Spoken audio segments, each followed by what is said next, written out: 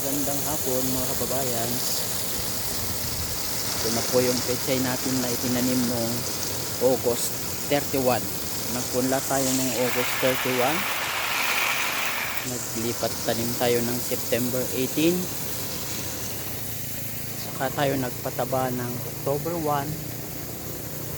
Eksakto po ngayong araw na to ay 10 days after fertilizer application. Apply po tayo ng ammonium sulfate. Kaya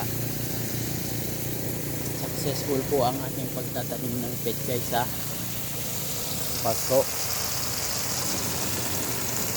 Yan, pechay sa paso, kababayan. Ganda. Ngayon alam natin na hindi ito na-sprayhan, very safe kainin. Hindi ito nakatikim ng insecticide. Meron pa po tayo dito sa baba. Yan. Hindi po yan mga nakatikim ng insecticide mga kababayan. Diba? Ganda.